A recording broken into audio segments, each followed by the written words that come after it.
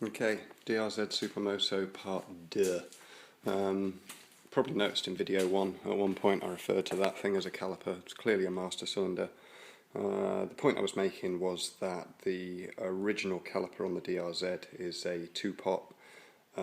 We now have a 4-pot.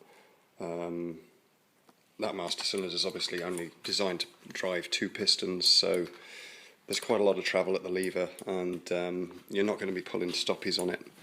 What you want is, well, probably, a Behringer supermoto master cylinder, but if you don't want to spend $600 and would rather spend 50, the Drz250 Aprilia master cylinder will do the business.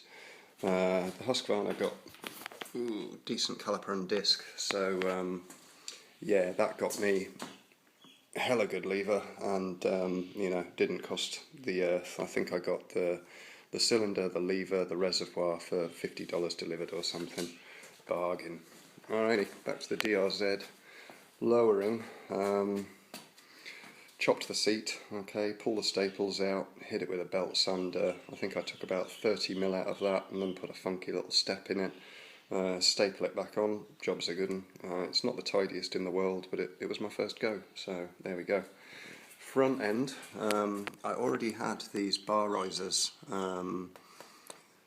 that allowed me to pull the forks up through the triple clamp, probably by 50 or 60mm, which took the front end down, a equal amount, obviously, and yeah, front end easy.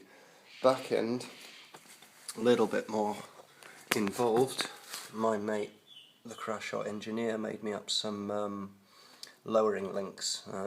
They work really well. You just set everything up where you want it, hang the back end off a step ladder or a beam in your garage or something, just measure up the distance there and get a new linkage.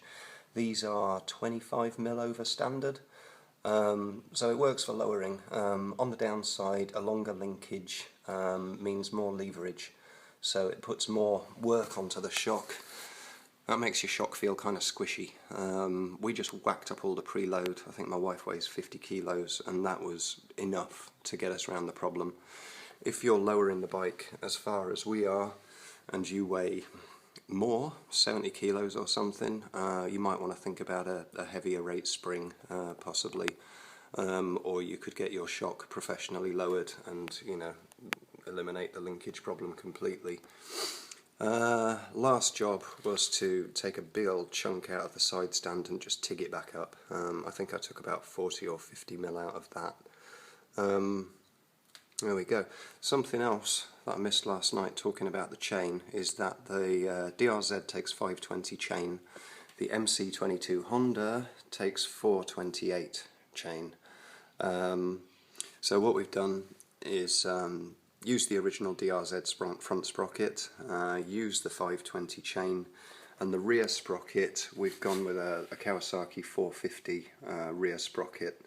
Is it a KMX, the new one? Whatever.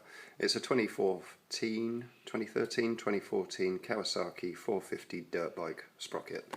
Has the same bolt spacing and internal diameter as the MC22. So that gets you around that problem nicely.